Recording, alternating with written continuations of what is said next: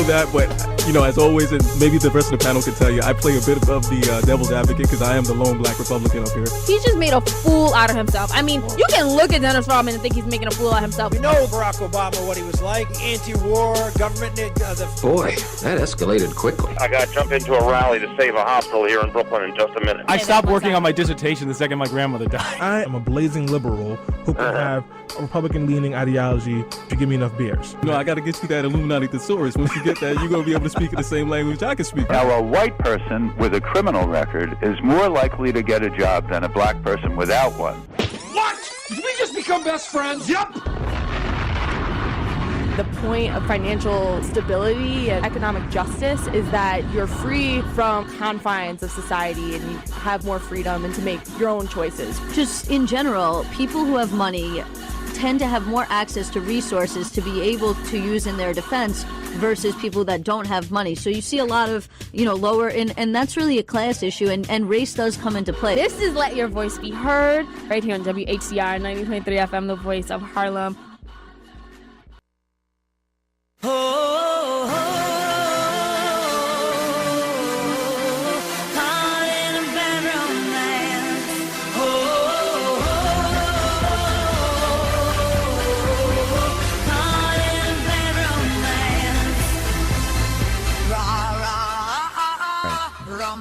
And we are back. Good morning and welcome to Let Your Voice Be Heard right here on WHCR 90.3 FM, the voice of Harlem. Happy Sunday morning, guys. Happy Sunday. Good morning. Good morning. Good morning. Good morning. My feet hurt because I was marching for hours last night. Well, last night, yeah, definitely at the Millions March in New York City, but I'm still very happy to be here. And I heard there was like 25,000 people turned out. Yeah. It definitely was. But I'm so happy that we all turned out here. I want to introduce myself, as you guys know, but if you are a first-time listener, then you don't know. My name is Selena Hill, and on Twitter and Instagram, it's Miss Selena Hill. And if you're wondering why Stanley has not interrupted me yet, it's because he's not here. He is at Washington. He's in Washington, D.C. right now. Shout out to Stan, standing up for economic justice, environmental justice, excuse me. Yeah. Oh, no. He went to the Hennessy conference. Is that a thing? That is a thing. It probably is a thing. It wouldn't surprise me. Absolutely. I wouldn't be shocked by it. I wouldn't. Exactly. That makes more sense for Stanley. But anyway, he's not here. He'll be back next week, so don't worry, guys. We didn't kick him off the show. Last time we got a call, somebody was like, hold on. Did you guys get rid of him? And I was like, no, but if you like the show better without him, then give us a call. Let us know. We'll take it into consideration. We probably won't, though. But welcome, guys. Welcome, Selena. So I guess I'll introduce you'll start myself, the intros. right? Yeah, so I'm sitting in the first chair today. I'm like taking over Selena's spot. Right. We're all moving up a little bit. Anyways, my name is Alyssa Fuchs. You can find me on Facebook, on the fan page, Politically Preposterous, on Twitter. Yeah, I'm pretty accessible. It's Alyssa with an I. If you Google it, you'll find me. All right, makes sense. I think I'll jump in. I know Carlos is in the second seat. You said moving up. I moved down. I'm in the third seat today. So everyone, this is Jason Eligio. See, I said, you hear that? Eligio. Eligio. We don't need the Spanish English thesaurus, anything to make Is that like more Nicaragua? Actually, we're close to Nicaragua. I'm actually Honduran American. So you guys can follow me on Twitter as Black Lex Luthor, but as I always like to reveal, Stan is really Black Lex Luthor. He's the one posting up everything. And also, I'm always here as everyone's favorite Black Republican / independent, depending on how I feel, and representing the dark side of corporatism, industry, and business. And a proud dad. So shout out to my daughter, who is, I think, up now having breakfast. Elena. There you go. Baby Elena. The beautiful Elena, who will one day show up here, I'm sure. Now, over to my guy, Carlos. I'm Carlos Pazmina. I'm the student ombudsperson of the City College of New York. I'm fairly inaccessible. I'm practically invisible, except for my Instagram. That's 3090. Yes. That's pretty much it. Or you can come to the Omnibudsman office here at my God, the City College. The Ombu. It's crazy. Like, as soon as I took office, I didn't expect it to take into this weird shape. Like, some people there are these kids who want us to start, like, a video podcast. Because my deputy took this Adult Swim kind of style of humor around my office, and there's just a lot of penis jokes. Like, the Ombu took a serious turn to the to the worst. But we're still doing good work with the school. What is it that your office actually does, just out of curiosity? Well, we advocate for students' rights. When students feel that the school's just not working around them, we make sure that we find a good, adequate solution for them. I navigate the bureaucracy so they don't have to. There you go. All right, good work. Definitely. And we have so much to talk about, guys. And again, if you want to let your voice be heard, I'll give the number out now. It's 212-650-6903. You can also tweet us at BeHeard_radio. Shout out to people that are already tweeting us.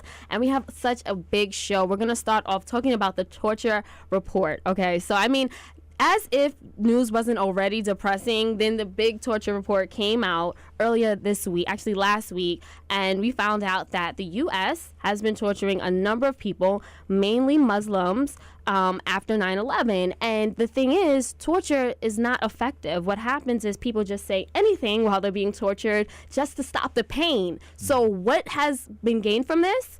I don't know. We're going to talk about that. I mean... Any brief thoughts? Really brief? I'm trying to save the best for you the actual save segment, but okay. No, absolutely. This is something that I think that a lot more Americans have to start to digest because we've been in war for practically 13 years, going on 14 years. Remember, Afghanistan is still going on, and the necessities that have to be employed in order to continue to perpetuate the war, in order to practice and implement the methods that are normally used in warfare, I think they're a little bit more gritty, a little bit more difficult to swallow than we're willing to accept. Blurred lines, huh? Blurred lines. Definitely. I'm going to save most of my comments for the segment as well, but what interests me the most is the fact that we paid, $80,008 to two psychologists to come up with this, and the interplay between, I know psychologists aren't doctors, but the implications of having medical professionals kind of act in this capacity to come up with psychological warfare and how that interplays with their ethical obligations as medical professionals. That also opens up another realm of discussion. Definitely. And we're going to have that discussion. And then later on in the show, we're going to talk about the spending bill. It passed last night. The Senate had a rare Saturday session. They passed this $1.1 trillion spending bill. But you know what? They also passed a number of policy riders that are very controversial and do not make me happy and do not make a number of Senate Democratic senators happy. And we're going to talk about that spending bill and what to expect and the implications. Sorry to interrupt, but some people in the Hill were calling it the Elizabeth Warren coup. Oh, right. She was lining up with Tea Party Republicans and progressive Democrats to try to get this bill derailed. Right. And I'll say something about the rare Saturday session. Maybe if they were working all year, they wouldn't have to do a rare Saturday session. I'm actually surprised that they got something done on time. How about this? If you don't want to work on Saturdays, get your work done during the week, like everybody else in America. Right. It makes a little too much sense. It does. And we're talking about Congress here, so we're going to continue that conversation later on the show. And then Alyssa has a very special quickie that I'm going to let her give a little briefing on right now. Yeah, so just in case, just to clarify, because our website has a slight misstatement and we want to just put it out there. So in 2012, the Supreme Court decided that you can't have mandatory life without parole sentences for juveniles, that you have to, that not that you can't have life without parole for juveniles, but before you impose it, you have to have a hearing and you have to take into account their youth. After that, you have a split between states. Some states have applied this retroactively and other states have not. So now the Supreme Court has to decide whether it applies retroactively in all states. And that's really what we're going to be talking about in the quickie. And the name of the case is Toca versus Louisiana, if you want to go look it up and get yourself ready for later on in the show. Definitely. So, guys, make sure you stay tuned. Again, this is Let Your Voice Be Heard. After this break, we're going to come back talking about the torture report, and we want you to let your voice be heard. Stay tuned. 60 friendly, but that's where I lay up. This the motherfucking layup. I been Steph Curry with the shot, been cooking with the sauce, Chef Curry with the pot, boy. 360 with the wrist, boy. Hey, who the is, boy? OVO, man, we really with the shits, boy. Yeah, really with the shits. I should probably sign a hit, boy, cause I got all the hits, boy. Come on. Yeah. You're listening to WHCR 90.3 FM, the voice of Harlem.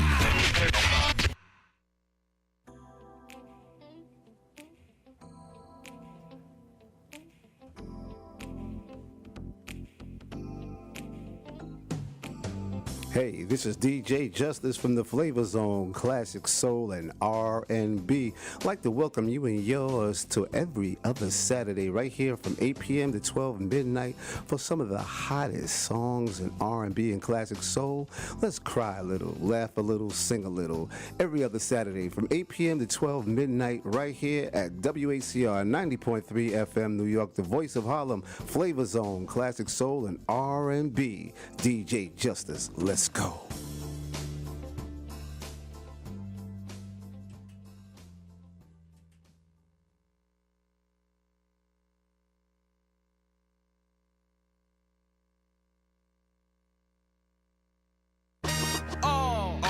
All in together now. We can make it better now. Come on, can we do it? Yeah, you know that we can. We rope it up, cause we know how to jump. We roll it out, cause we know how to skate. We'll cut it down, we know what to eat. We'll swap it out. We eat healthy stuff. Just moving a little and eating better every day can help make you and your kids healthier. Search We Can online to find doable tips and activities that you can use every day. That's We Can. A message from the Ad Council, HHS, and NIH's We Can program.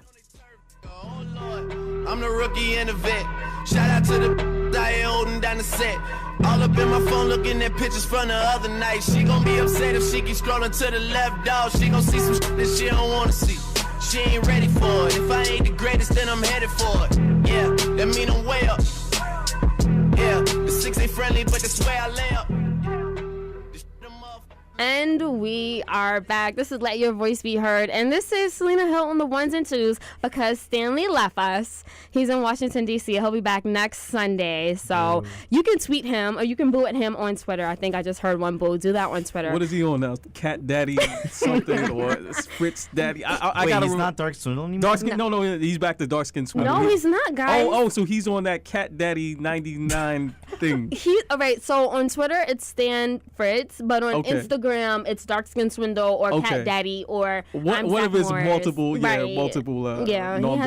has like split personalities on social media or something like that. But I do want to start the segment. I want to give a brief debriefing on what's been going on with the torture report, and then we'll just jump straight into this conversation. And again, you can let your voice be heard. The number is 212-650-6903. We have an excellent panel up here. I'm so glad to see you guys, and I definitely want to get your opinion. So just in case you weren't paying as much attention and you only heard like the gruesome parts of what the U.S. has been doing when it comes to torture, it was the Senate Select Committee on Intelligence that recently released a controversial report citing findings of torture by the CIA during the detention and interrogation of many Muslim terrorist suspects after 9/11. So this started to occur after 9/11 in 2001, and we know after terrorist attacks, like all hell broke through. We had this quote unquote war on terror, and all of a sudden they implemented this program to they didn't use the word torture people, but basically to extract information about our enemies, right?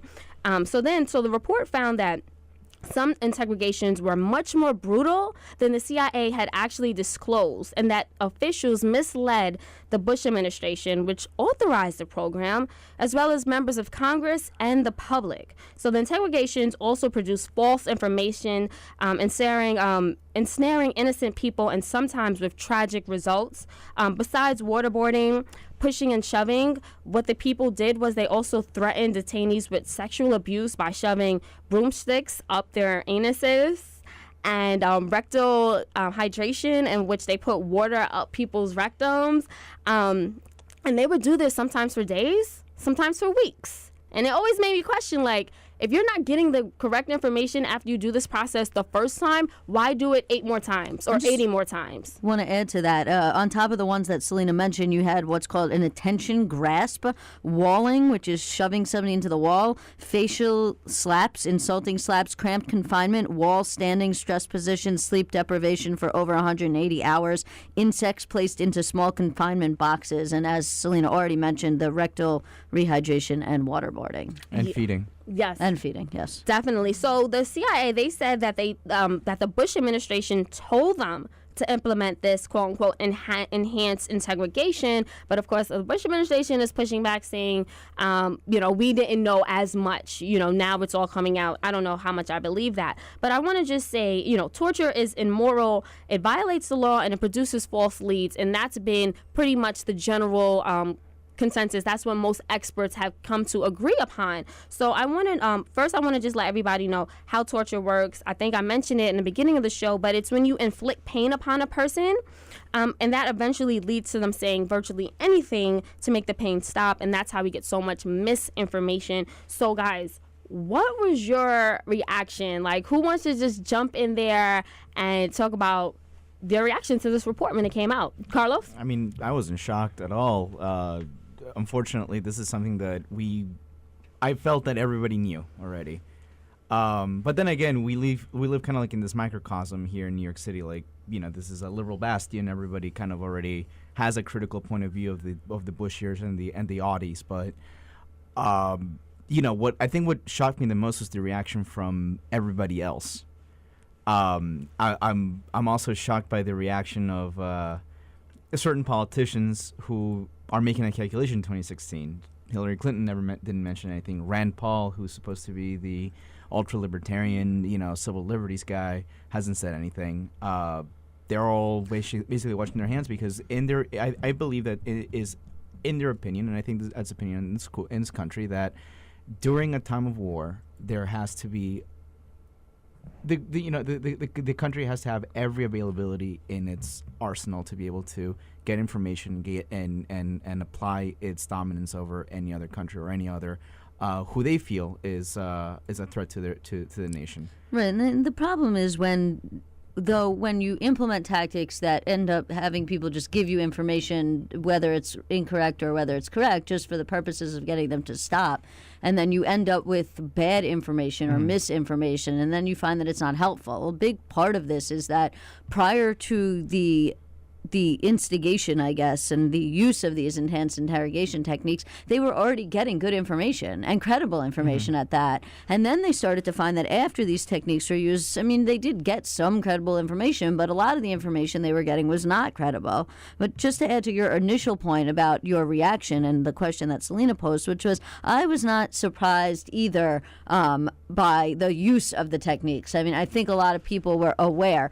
What I was surprised most about is sort of some of the techniques that I didn't know about, some of the more what I would find stuff to be disgusting, some stuff that disgusts me, that it was done in the name of this country that I live in, that is supposed to, and especially with the idea of civil liberties and, freedom and, not wanting to have an overreaching authoritarian government and then to subject other people to that. And I realize there's credence to the argument that you have to do what you have to do in time of war, but I just don't buy that. The idea that you need to put people in totally inhumane situations and treat them like animals and take away their humanity. Well, Jason, I know you're a military expert. Is torture ever justifiable? I mean, you worked in the military and you saw how much pressure our officials were when it came to finding our enemies. The whole country was on edge, and we were all like a lot of us were like, let's go to war. Many people voted for Bush to go on the ground in Iraq and start the war, and that was the sentiment of the country at the time. So is this something that was justifiable? Well, I won't say that it's justifiable, and I thank you for giving me the accolade of expert, but I spent my time, I did my time. I mean, I'm a veteran of the war on terror. That's public knowledge. Anyone can find that out about me. In the sense of, is torture justifiable? No, whether from a moral or legal perspective, I'm not going to even give credence to that idea that it's justifiable. However, what people may not be aware of, that in the United States military, particularly in the United States Army, there are interrogation techniques. I mean, if some of you may have followed the articles in, I believe, the New York Times and the Washington Post, where there were statements made, well, as long as the techniques didn't deviate from the Army field manual on interrogation techniques, it was fine. Because there is a field manual. It exists. There is something that allows you to exhibit and to implement these particular type of techniques on individuals in times of dire need. So I listened to the panel when we're saying that some of the information is not good information. You're absolutely right. But sometimes the information is good information. Okay. Now the issue here is, when and how can you apply these techniques, and then whether the techniques in question that were utilized under the report that are cited by the report fall within that category of permitted and usable techniques. And obviously, no, for the most part. Jason, not to cut you off, but what defines dire need? Dire need would be, from what I recall, immediate risk to the lives. It's like the bomb on the plane situation, right? Very much so. If you knew that there was an imminent attack on a civilian or even a military target within 12 to 24 hours, and one person that you happen to have captured had intimate knowledge about that, I'm sure that it would have been permitted to utilize certain techniques. But once again, rectal rehydration. What were the other rather gruesome techniques? There were insects in holding spaces. A drill next to somebody's body. From what I can remember of that particular manual, and I did have that manual at some point. No, those were never things. But the shoving, the hitting, the sleep deprivation, things like that. There were training courses that I myself took that required 48 to 72 hours of sleep deprivation and what would be considered starvation, because you were only allowed to consume maybe about 800 calories to 1,000 calories. You could imagine that for a grown man. At that point, your sense of logic, your sense of cognition is completely delayed. So, what really surprises me, honestly, that you guys as civilians were comfortable with it. I'm comfortable with it because I understood what it was. I'm comfortable with it because I was in the military. I am a veteran. That the common American civilian, though, really the only thing that, and from my view, that seems to upset most Americans is the fact you guys just didn't know the severity of the techniques. Right. But I think we've come to the point where we're comfortable with it because we're desynthesized by it at this point. Right. We do, and that frightens me. That I tell you, Carlos, why it scares me, because I don't make nearly the same comparison, but this is extremely reminiscent of what Germans said after World War II. Right. We didn't know how bad it was. We thought they were work camps. Buchenwald was a work camp. We thought Dachau was a work camp. I just want to actually bring it back. There's two things that I want to say that. There's one point that you just made about the compartmentalization of what people know and kind of how that played into World War II. It's actually a conversation I was having with my mom yesterday about the police department and about how if you're a police officer and you know somebody in your ranks is doing something, that would be violating the police manual and you don't say anything, that you're just as complicit. And it's kind of like the same thing here. If you know that people are doing things that go beyond what the field manual allows. I mean, listen, if we're smacking somebody in the face to try and get information in a war, I don't see I that don't as think being that even violates. torture, that probably doesn't violate as torture. But when you're doing things that are blatantly in violation of UN torture conventions that we've signed, and it's basically flipping the bird to the international community. I mean, and nobody really takes, I guess, international law that seriously as it is, but it's basically the United States sits in the Security Council. Anything that goes through in the Security Council that would actually form an investigation in the United States gets blocked. Exactly. And vetoed. The problem really goes down to the fact that under our own parameters, because we were one of the main people, one of the main actors that initiated the Geneva Conventions. We were one of the main actors that set up the United Nations, or any kind of body that would be able to check and balance this kind of a tactic. We have in power people who are able to manipulate or able to stipulate an argument very adequately that we are using necessary and justifiable means after we were attacked. Right. Mm-hmm. That's what justified our tactics. After 9/11, we did not care about what we were going to do. We just wanted to act. And I just wanted to bring up the point that even General David Petraeus said that the best way to extract information from somebody is from befriending them. Mm-hmm. So again, that just plays into the point, why did we resort to this method? And I'll jump in on that. That's absolutely right. The best type of intelligence is what's called human intelligence. But the problem with human intelligence from a practicality situation, it takes time to develop them. Okay. It requires you to learn the culture, learn the languages, ingratiate yourself, and implant yourself in those areas of the world where you're going to get that real-time human intelligence that's actionable.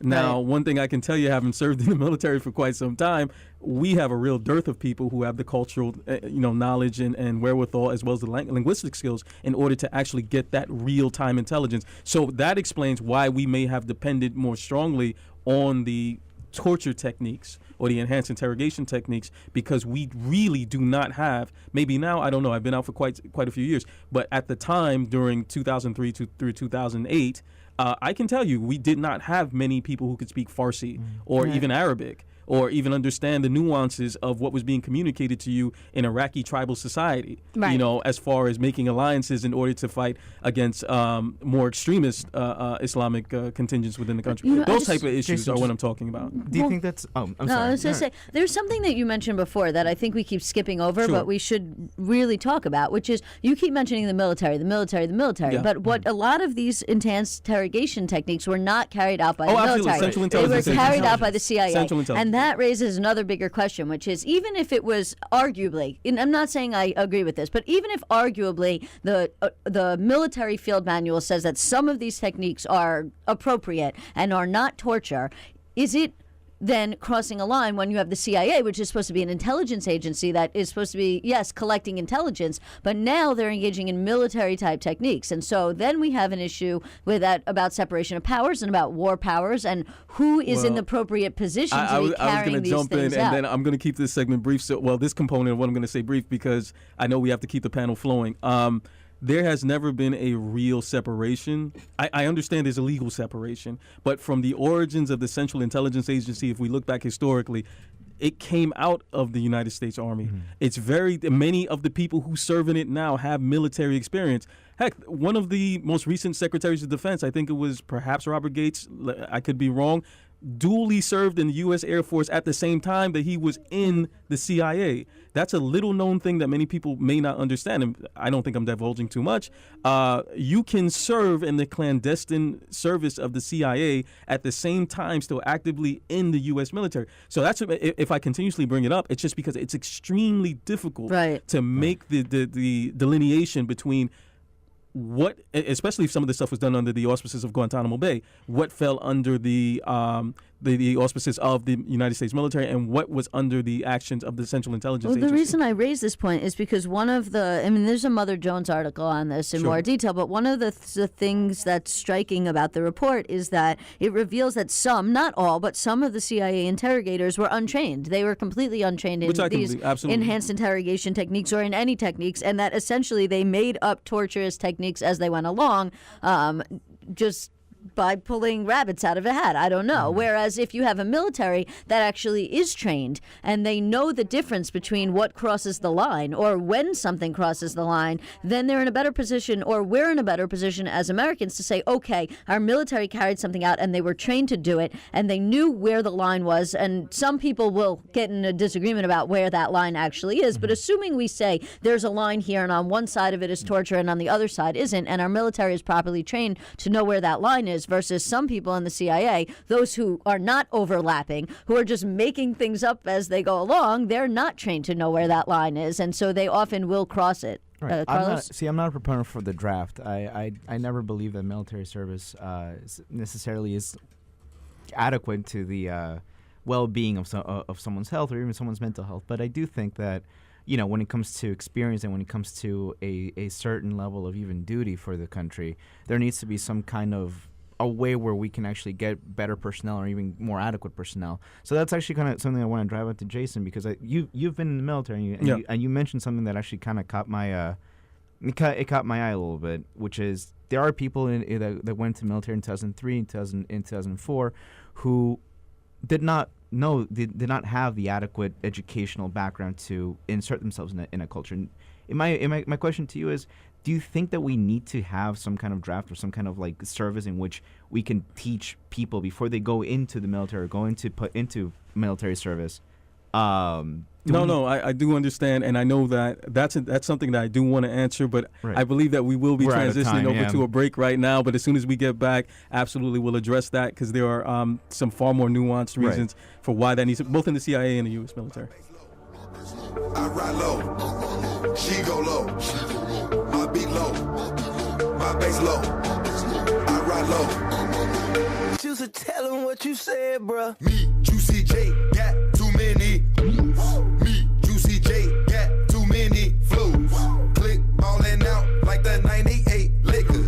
Pull up in $1 million car and violate it. Fly to Cancun on Sunday, land in France on Monday. Faded at the fashion show, trying to grab a bit off the runway. I ain't even packed no clothes, nothing but rubbers in my suitcase. Later on the Mike Minaj with my model and her roommate. And if I tip up it, it ain't no discussion. It cost a beat up, boss my nigga. This is a journey into sound. We are on the air. Keep this frequency clear. Do not attempt to adjust your dial. Don't touch that dial. Keep it locked on WHCR 90.3 FM. Keep it locked. Keep it locked. The voice of Harlem. Turn it up.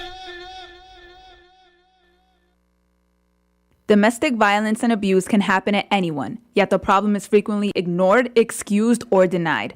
According to an article by the Huffington Post, 24 women per minute experience violence with their partner.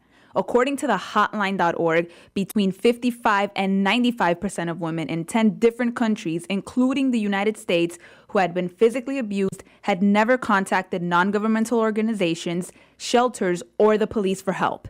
Domestic violence has become a worldwide epidemic. If you are a victim of domestic violence or if you know someone who is being abused, you don't have to be afraid to tell. You can contact WARM.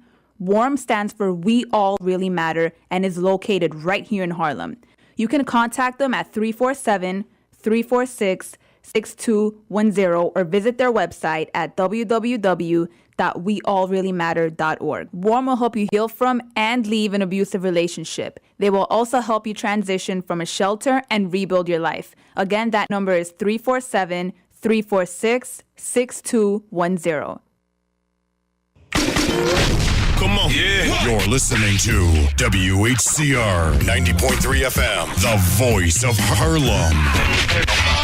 And we are back. So before we went to break, Carlos had posed a question regarding the military to Jason.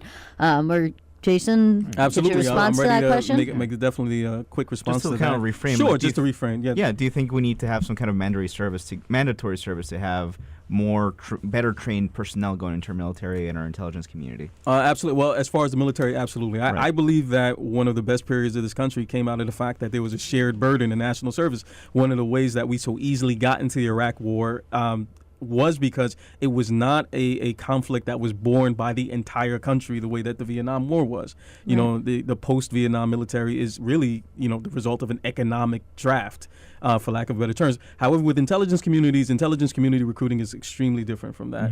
It's targeted. It's usually at some of the best institutions in this country, and it's funneled in a very targeted way. What is lacking, though, is once again the development of those carefully shepherded contacts in those societies, in those cultures, which could potentially be grounds for a threat to us, and learning and cultivating those contacts in those cultures. So there's no quick way to do that. Right. Essentially, it's the development of trust, and trust takes time to develop. There's no fast way to do that. Right. So we actually have a caller on the line. We have Curtis, who would like to let his voice be heard. Good morning, Curtis.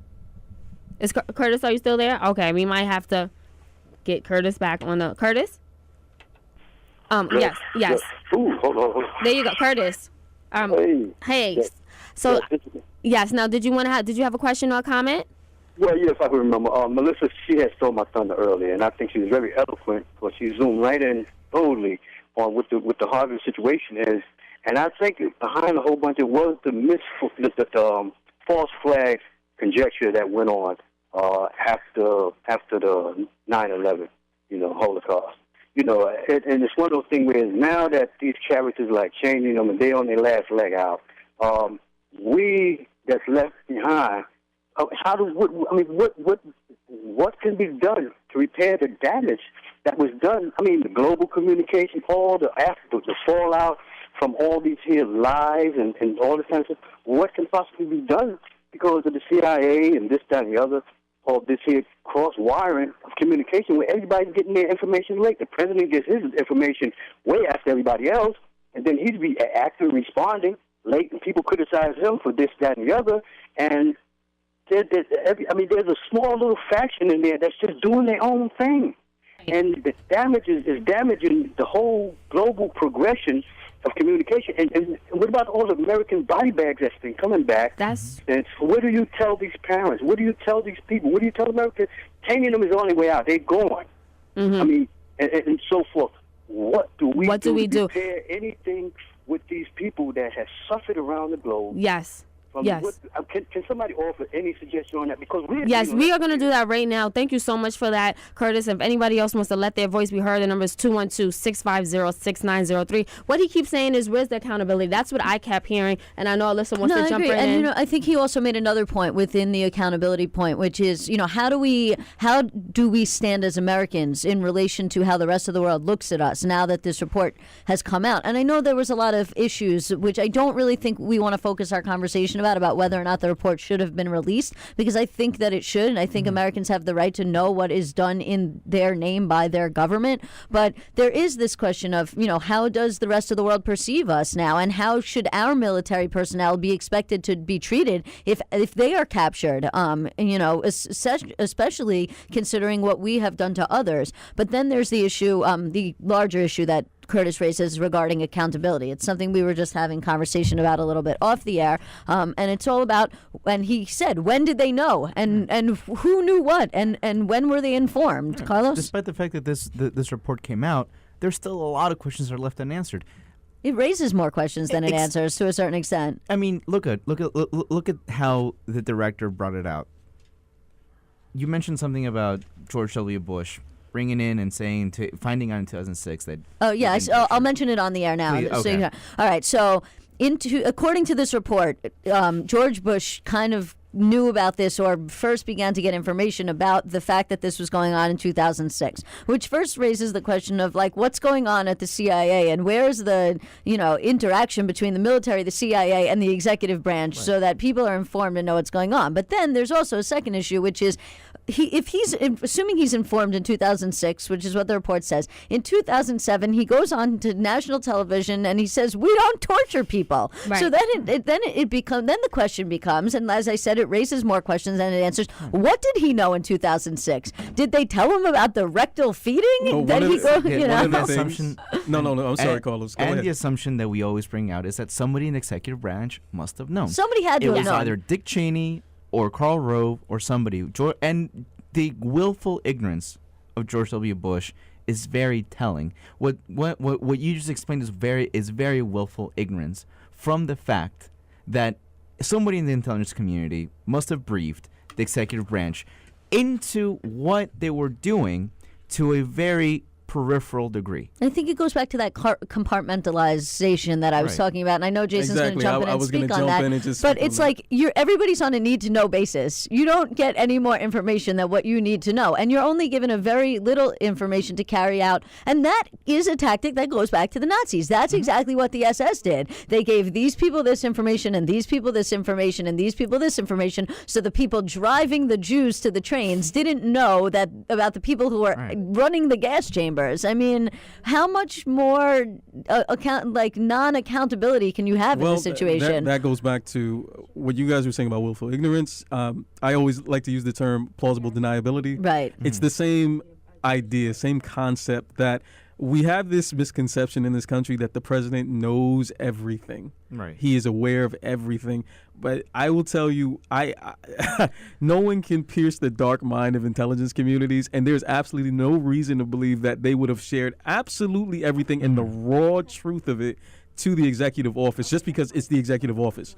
Presidents come, presidents go. It is what it is. However, whatever the mission is, remains. It will remain. Yeah. And so, of course, I'm sure the executive office was informed about what we were talking about behind the scenes, the enhanced interrogation techniques. Now, what those enhanced interrogation techniques detailed, who knows if they actually knew anything. I doubt that the level of specificity was required to explain, oh, yeah, we're doing rectal feeding. We want you to know that. Right. And maybe even if that information was available, perhaps the executive officer said, we Dick really... Cheney might have said, that's great, I like it. Because these things are filtered. These things are filtered through the president's cabinet. They're filtered through his National Security Council and National Security Advisor. Nothing gets to the president, just purely unadulterated information. There's another point that Curtis sort of raised in his thing, which I think we're going to start to get to at the end of the segment, but I'll just mention now, which is kind of how do we now hold these people accountable?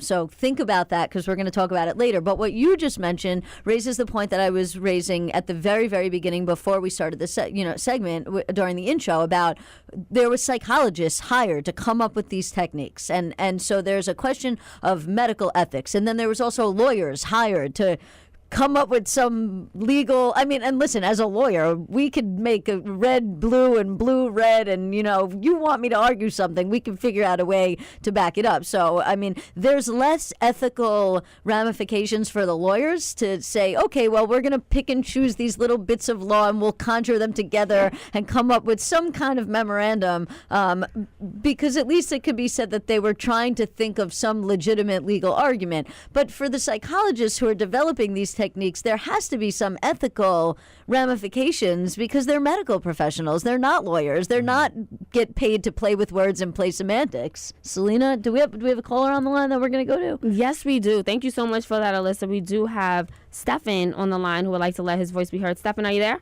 Okay, we're going to get Stefan. Okay, hello, yes. Good morning, and good morning to your panel. The first thing I would like to mention is the first line of torture I ever heard about in my life when they were experimenting on our people, meaning black people, in the Tuskegee experiments.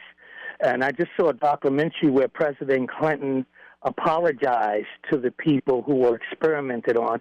Now, if that's not called torture, I don't know what is.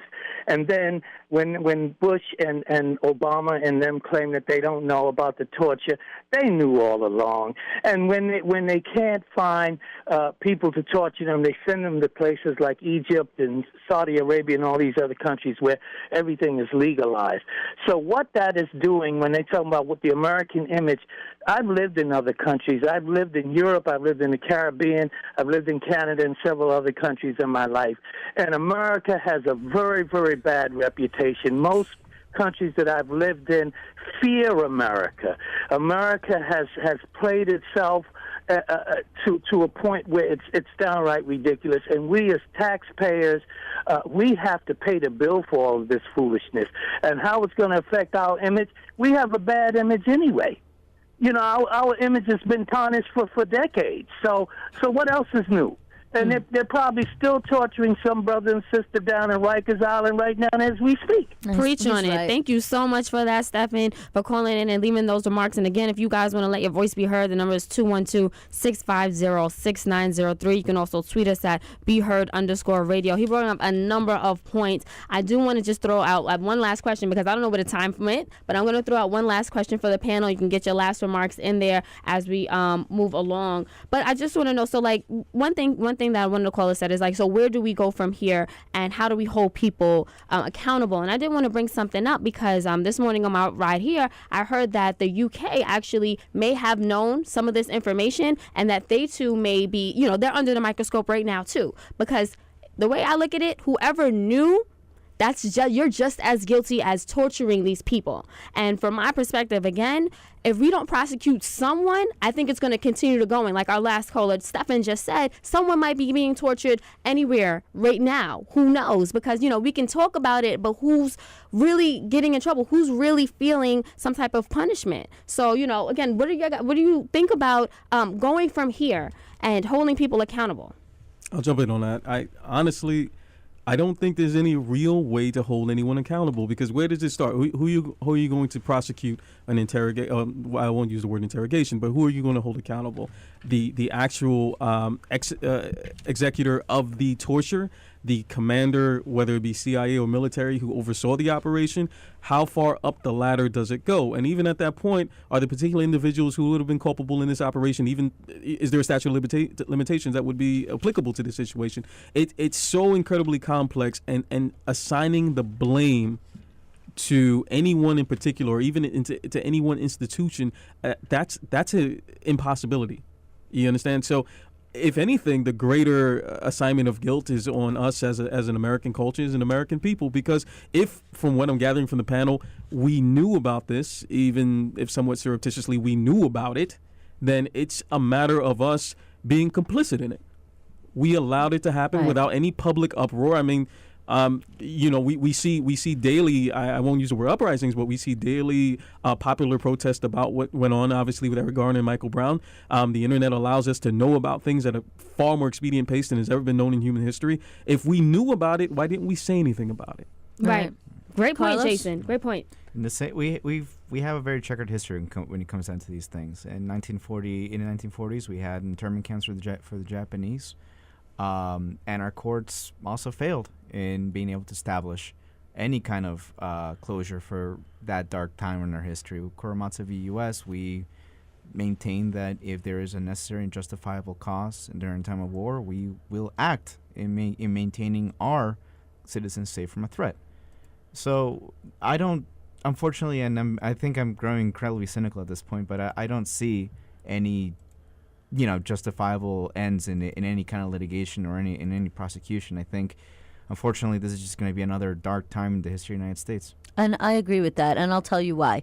The question is who's going to prosecute? I mean, the United, from a legal perspective, the United States is not a party to the International Criminal Court, and just without going through how cases get to the court, because we're not a party to the court, and because because we hold a seat on the UN Security Council, the fact of the matter is the case is not likely to be referred to the court and not likely to be prosecuted there. It's not likely to be prosecuted in U.S. courts by the Department of Justice, because we have a long history of not prosecuting politicians for policy decisions they make during time of war. There's no UN, there's going to be no UN tribunal. And, the most that I can say, and it was a really controversial article, and it was written by, believe it or not, the director of the ACLU, Rafael Romero, and he wrote in the New York Times earlier in the week that we should do preemptive pardons. And the reason why, and it's been done before, but the reason why we should do preemptive pardons is because by pardoning Dick Cheney and by pardoning the Bush administration officials and Bush himself, it acknowledges that a crime was committed. You don't get pardoned unless you commit a crime. And while, they were never convicted of any crime, there has been preemptive pardons in the past. They're basically symbolic. But by issuing a pardon, we are essentially saying you committed a crime. And we are in some ways holding them accountable in that way. But ultimately, do I ever think they'll be held accountable prosecution-wise and go to jail? No, I don't. I don't think. I do know there are other countries where there are indictments out for them, and there are places that Dick Cheney and those people cannot travel because they may be prosecuted there. Do I think they'll be prosecuted there? No, because they won't go there. So ultimately, I agree. As cynical as it is, it's a dark chapter, and my only hope is that we can read the report, we can learn about it, and that we can learn and grow in the future and not have it happen again. But unfortunately, the way history has played out, even in these situations, we find that even when we know, and we know the details, I guarantee at some point in the future, there's a strong possibility, things like this will be repeated. Selena? Right. Yeah. Lastly, just to wrap it up, there is one glimmer of hope. I think that by acknowledging our mistakes, by the President Obama releasing his statement, and a number of high-level officials also coming out and saying this is wrong, this is not American, that is definitely the first step. This is the fact that they even published this report is that's very promising, and it shows that we are going to make some type of progress. And there are people who work, who work in these different types of organizations, and they are saying that, we need to stop. So that gives me some type of optimism here. And I also think that we, like Alyssa said, we definitely need to learn from our mistakes, because how many times does this have to happen? This country was founded on torturing, killing, raping people, and it's like it just continues to happen on, and we know better now. So it's time for us to do better, and especially because it's ineffective. So what are we really accomplishing besides our further tainting our reputation? No, I agree. And just to add to that, which is that's why you had the Nuremberg trials back in the 1940s. It was to hold the people who did these atrocities accountable, and unfortunately we're not going to see that happen here. And if you don't hold people accountable, it's likely that things will happen again. It definitely will. But on that note, we're going to take a quick break, but don't go anywhere. When we come back, we're coming back with the news roundup, one of my favorite parts of the show, and we're going to be talking about all the craziness that happened during the week. So stay right here. This is Let Your Voice Be Heard. Till I die, I gotta stay. Till I die, I gotta stay. Yeah. Till I die. Hey, call me the juice and you know I'm a stunt. Riding in the car with some bump in the trunk. Tone in my lap and you know it's a pump. Breaking down the good green rolling the get up tight, girl, say I'm the man. Ice on the wrist with the ice in the chain. Ride to the hood, yeah, I'm gripping the grain. And I'm sipping the same while I'm changing the lane. Eyes real tight cause I'm choking the... Harlem has its own radio station. WHCR 90.3 FM. The voice of Harlem. Nurse, set up an IV. And you, her boyfriend. You were the driver? Yes, doctor, but I didn't mean to hurt her. I only had a few drinks. I was just buzzed. Just buzzed. Oh, then your girlfriend is fine. Hey, sweetie. I feel great. She's really okay? What, are you kidding? No, not really. Nurse, get me a suture kit. Stat. Buzzed driving. Maybe we should stop acting like it's no big deal. Buzzed driving is drunk driving. Brought to you by the U.S. Department of Transportation and the Ad Council. Hi, this is Sister Virginia Cotton, and I'll take you to that place every Tuesday morning from 6 to 10 in the a.m. on the Gospel Legends program. We'll lift the Savior and take a trip down memory lane. How far back will I go? Tune in on Tuesday morning, WHCR 90.3 FM from 6 to 10 in the a.m. And don't forget the website. That's the 3Ws.WHCR.org. I'm so excited.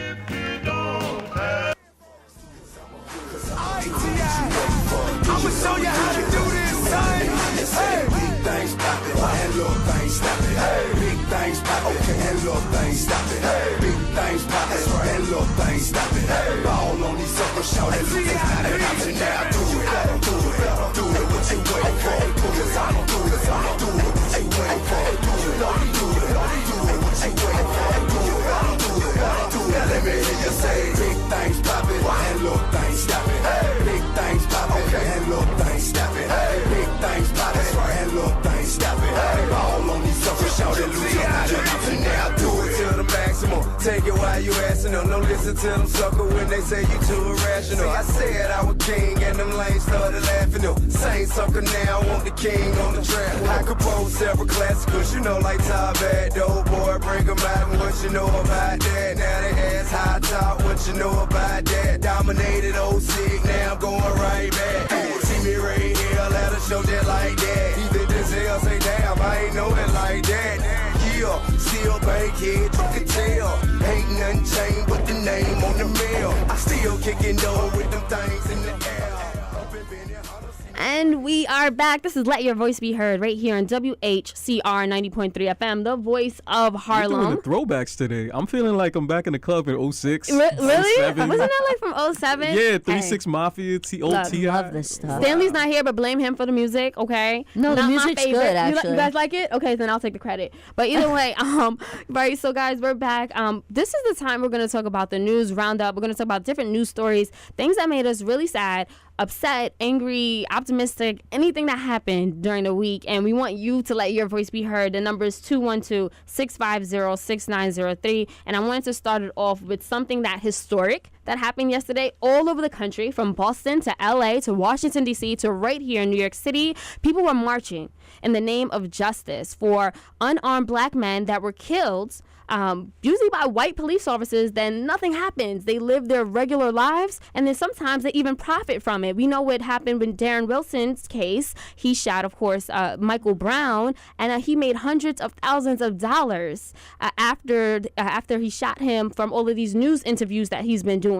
And so people are just really, really tired and frustrated, and they've been hitting the streets for the last several weeks. But this one that happened yesterday on 12/13/14 was really, really historic, and it was really big. It was planned all over the U.S. again, and I had the honor to go to the one in New York City, and I will say it was like some of the most powerful 6 to 7 hours of my life. We started off downtown. We walked to 34th Street. Then we went back downtown. We went over the Brooklyn Bridge. Then we went to Barclays, and then we went to Eastern Parkway. And then I had to give up. But I want to say before I did, like there was this one point we went to City Hall, and we stood in a circle. And it's multi-generational, it's multiracial, and we were just chanting for like 20 straight minutes, the same thing over and over. And I just felt such a relief of all the frustration I've been feeling after reading all of these news stories and seeing all of these black men shot down. And I just want to say it's something so powerful. People that say like, oh, what do rallies do? What does it accomplish? You need to come to one, right. Especially if you're one of the people that likes to complain or speak about social injustice that's going on in our country. Come to a rally, participate in the movement. You know, going off of this, I wanted to mention, it's totally related to this story, is that Tamir Rice's death was ruled a homicide. Yes. About, I think it was 2 days ago now. And if you watch that video, I mean, there's there's really not a lot of lapse in time between the time they pull up on the scene and the time that he is shot. And I know there was some calls to 911. The other thing about that's come out is that there was some prior calls to 911. On the first call to 911, the woman says, I believe it's a toy gun. She the kid explicitly was, says 12 he was years 12. old. And she explicitly says, while it doesn't have the yellow piece, and that is true, the orange piece on the gun was in fact removed, which was a detail that even I had wrong at the beginning, and I wanted to clarify, or had mentioned wrong at some point, wanted to clarify. But the woman who made the first call did say, I believe it's a toy gun, and the police were never informed prior to pulling up on the scene that there was a possibility that it may have been a toy gun. And had, I think, personally, and this is my opinion, had the police potentially known that they may have been dealing with a toy gun situation, then they may not have just shown up and blasted away. Now, I don't think they should ever show up and blast away. I think that they really could have had a conversation and see what's going on. And, hey, man, what are you doing? Put the gun down. And he would have said he may have said it's a toy gun, Right. And 2 seconds of interaction may have prevented that. And part of the bigger problem, and I think it's going to be, we were talking about this around my office, a huge legal issue from the civil suit perspective is the officer who does the shooting. He was released from being a police officer in another place prior to this incident because he was considered to be mentally unstable and shaky with a firearm. And Cleveland Police Department, when they hired him, never did a background check, never contacted the previous police department. So there's going to be a huge negligent hiring lawsuit aspect of this also, but that's also going to come into play in the calculations as to whether or not there's an indictment in that case. Right. The the Department of Justice has already gotten involved, and they found that the Cleveland Police Department is already guilty of a number of abuses of using excessive force, whether it be with their mace or their batons. But, they're in some pretty hot water, and this just goes, I think that the next step now is to call for indictment federally. I know that they're trying to do that with Eric Gardner's case, and they're going to continue to fight for that, and we'll see where it goes. But, it's just happening back to back to back. I feel like at least every week, if not almost every other day, there's some unarmed black man being shot and killed. The Akai Gurley case and the Pink Houses and Ken Thompson, who's the Brooklyn DA, has said he's going to put that in front of grand jury. I honestly, and I'm going to say it here and now, I don't think they're going to get an indictment on that case. And I'll tell you why. Because it's going to be ruled an accidental discharge. And the thing is, he was essentially, the information that I have now is that he, there's a maybe criminally negligent homicide aspect to it because he was attempting to open up the door with the same hand that he was holding the gun and was kind of shaky and pulled the trigger. But they're definitely not going to get a manslaughter or a murder or any of that because I honestly don't think that he had the intent to shoot Mr. Gurley. That was what I was going to jump in I on. do think that there should be a negligence aspect of that. And then there's this other issue of him having texted his union rep instead of calling for medical help, which may come into play. But I really don't think there's going to be an indictment in that case. I think the best case for the indictment is going to be out of the currently pending ones. I know this is horrible. We have to talk about which cases are currently pending where black men are getting shot. It's every other week, but I think it's going to be Tamir Rice. That will be the more likely case to get an indictment. I'm actually quite appalled by the police union's response to all of these shootings, especially the New York Police Union. Absolutely, they've been horrible in their representation, in their public dialogue. Obviously, Fox News eats it up. They love getting. Well, the police union. Listen, they're the union. It's their job to represent the interests of the officers. But there comes a point when the evidence just stacks up against them, and they need to be active in being able to say, you know what, we have a problem the way that we train our police officers. Actually, this is something I want to contribute to the to News Roundup. I don't know if you guys heard, but the police union is sending out a what's it called? They're trying to block Bill de Blasio and Maria and Vivaredo from going to any future police funerals because they don't think that Bill de Blasio or Maria Mark Vivaredo have been in any way supportive to the police after the death of Eric Gardner.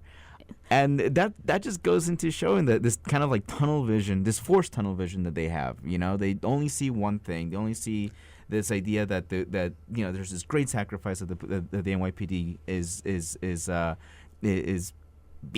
putting itself through, and guess what? It goes back to the same thing we were talking before about complicity. Adequately. about complicity. And Right. ultimately, there's a lot of problems with broken windows policing. We've talked about them here and multiple times. Go listen to our archive shows. It's like the past month. We've talked about lots of blasted Bill de issues. Blasio about Bill Bratton. We've blasted this trend of broken windows policing. But the argument always goes back to who's right and who's wrong, black and white. There's no nuance. Right. We don't actually put people into account when they need to be, because we only have discussion about who's good and who's bad, who's evil, who's Right. who's And it good. goes back to the accountability issue that we were just discussing in Right. the last segment. If you don't hold people accountable, then they continue to perpetuate the things that they are doing because they're not held accountable. Jason, did you want to jump in I on was this? just thinking to myself, this conversation reflects something that's the dynamic of New York City. I mean, I'm not that old. I'm 33, but I was born, raised, lived here all my life. I remember distinctly the late 80s, early 90s of New York City, the crack era. And I understand that NYPD, tunnel vision, as you put it, because whether we want to admit it or not, yes, this is the cosmopolitan, multiracial. No, it is, but it's not. Mm-hmm. There's always been in New York City a very strong dichotomy between white ethnic New Yorkers and then everyone else. And the NYPD is still primarily staffed. I know people say it's a minority majority force. No, the bosses are still from a generation and from a culture that views the rest of the city as being an other. Right. Now, I'm not saying they're racist. I'm just saying that they view the city as being an other. Right. And that is always going to be a component to any discussion that they have with the current administration, with the public at large. So that explains to a certain degree why they may want to, bar the current mayor and city council speaker from, coming to any NYPD funerals. I mean, as an aside, I went to offer a piece of news. I read it actually this morning. Our wonderful Mayor Bill de Blasio and his first lady have proposed the idea of removing the pictures of all the white historical figures from City Hall. And replace it with what? Well, I don't know if they have a plan to replace it, but I believe it's either going to be newly commissioned art or current pieces of art that reflect the character of the city as it exists today. Okay. Is it just white officials? They're going to leave the black ones up, or is that just the New York Post's take on it? I'm just saying that. No, whether it's white or black, it doesn't even make a difference to me. This is the problem. This is historical revisionism. Whether you like the fact that these were historically slave owners or oppressors or whatever, or you don't like the fact, that's not the point. These were people that helped to build and create the city of New York as we know it. Right. You cannot erase them from City Hall and behave as though you don't benefit and live under a structure that was created by these individuals. So, I agree with that point. With you. I agree with that point. You shouldn't revise history. But if the idea is that we just don't want to have historical figures up and we're just going to put art up instead because it's more aesthetically pleasing to look at. No, it's not about then aesthetics. It's the idea is specifically to show that the character of the city has progressed away from what has been identified as a white, male, patriarchal, control of the city. But you just can't do that. And I have a real problem with that. So what's the answer then? No, I'm sorry, Jason. Since you have a problem with it, so what is the answer? Oh, leave it as it is. And if you want to add art that reflects the city to the City Hall art collection, go ahead, of course. Add art from today, from noted figures who may reflect Hispanic and Black and Asian and all the plethora of minorities and racial groups that live in this city now. Right. But you can't erase DeWitt Clinton. You can't erase them from New York City, New York State history. I'd rather them try to erase institutionalized racism within the police department. that exists now. I think, if we're going to put some type of focus on that. But I had some more depressing news I wanted to share. So the Pew Research study actually released a... Hold on, Stelissa, did you want to... No, I was trying to segue into a news story based on what Jason said, and I was trying to let you know, but you tell yours and then I'll go to mine. So the Pew Research Center actually released a report that says that the Great Recession has further widened the wealth gap between Latinos, Blacks, and whites. So not only has it already been really large, but it's gotten even bigger. And I want to give some of the numbers because it's really interesting. So what happened is, hold on. So right now, whites own about $13 for every $1 held by an African American, and that has increased the level of inequality to the highest point since 1989, back when the gap between white and blacks were 17-1. And also, so the gap between white to Hispanic, the wealth ratio is now 10-1, and that level has not been seen since 2001. So what's happening is, even though we all were hurting during the Great Recession, which happened in 2008, white people are they're recovering a little faster at a faster pace. And some of the reasons are, number one is because they own stocks and they own assets, and there is a greater chance that a white person will own stocks and assets rather than blacks and Latinos. So that's one thing that's helping them. But I mean, the fact that the gap is just increasing and we haven't seen these levels in like 20-30 years, it's something that really, We have right now the widest income gap actually since the end of the Great Depression. I was just reading another very related article in the Washington Post about how wages have been stagnant for the past 15 years, that most people with a very small, and you'll appreciate this, with the exception of the fracking boom, which has raised wages in middle parts of America, but then obviously is controversial because of environmental concerns. Mostly wages have been stagnant for 15 years. I did want to bring up another story going off of, you had said before about white male patriarchy, and so this is related, and it's it's coming out of Montana. Montana's legislature has like a very, low-key kind of dress. I mean, cowboy boots, cowboy hats, polos, kind of not like an anything goes situation, but you don't really have to do like the suit and tie thing when you go to legislate. But they wanted to change that. So they said, well, let's come up with a new dress code where, men, no more jeans, no more casual stuff.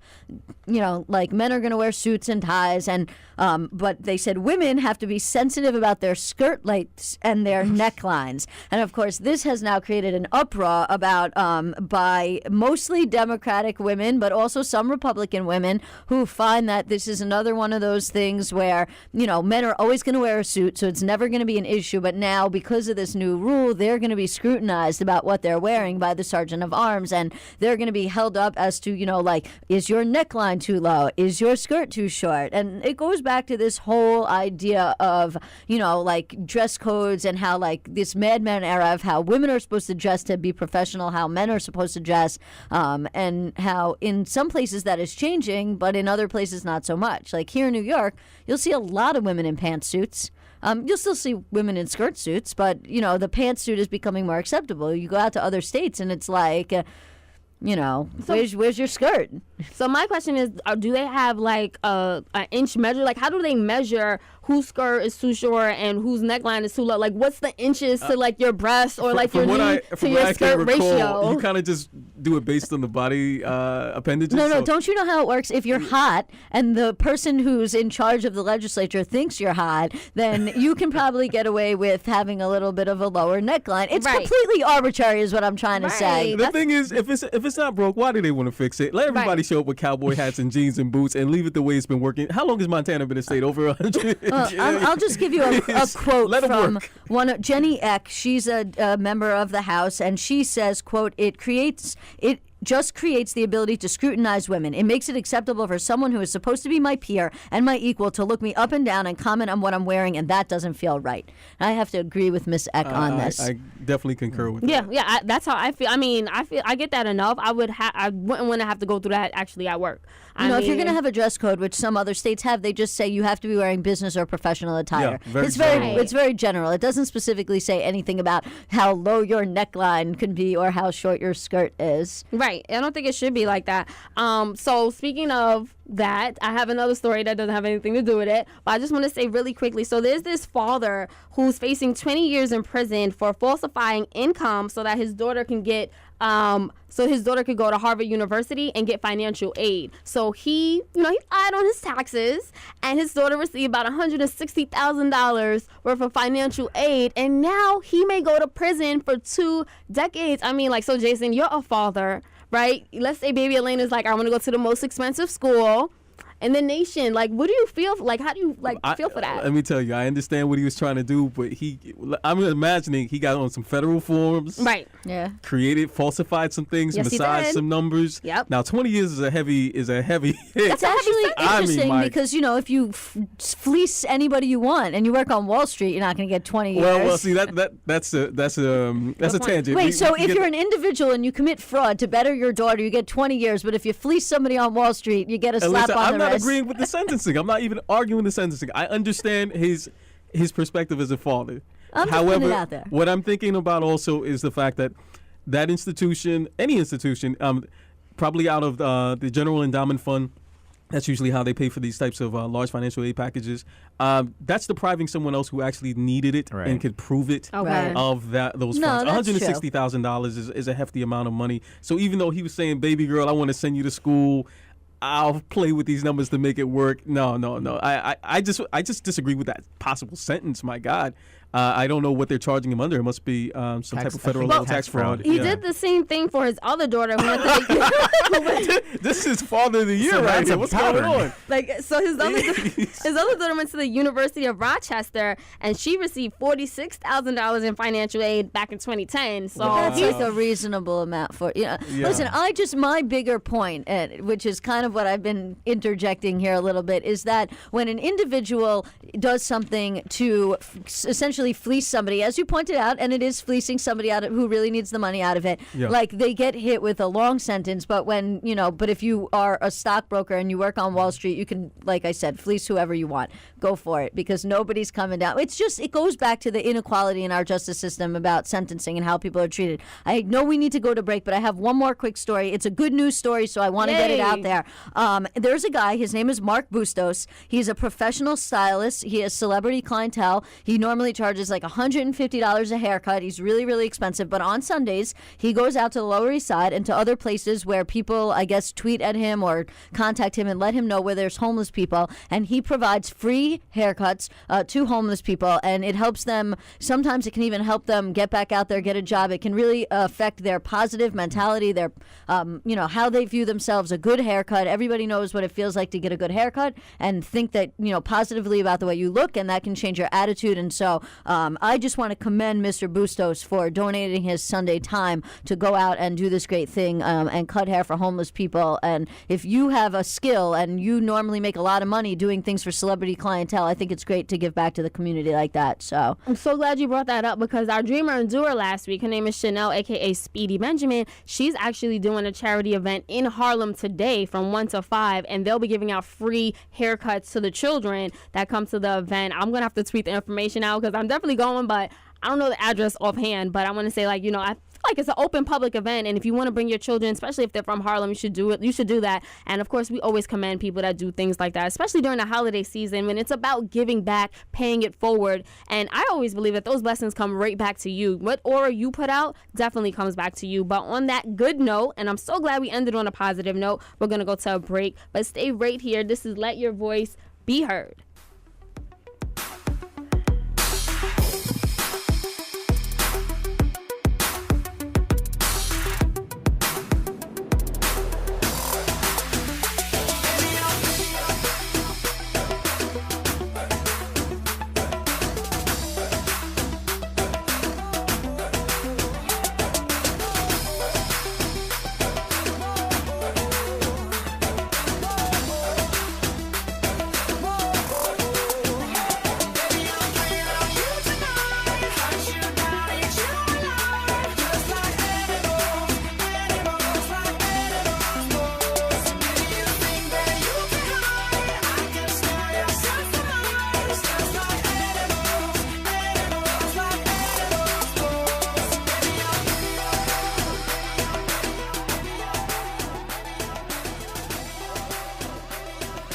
Whcr 90.3 FM, the voice of Harlem. This is the sound of someone correctly installing a car seat. And this is the sound of someone incorrectly installing a car seat. Correctly, incorrectly. Hear the difference? No? That's because installing a car seat incorrectly is terribly easy. So much so, 75% of adults install them wrong. For simple instructions on how to get it right, visit buckleupforlife.org. Ah, perfectly executed. Brought to you by Cohen Children's Medical Center.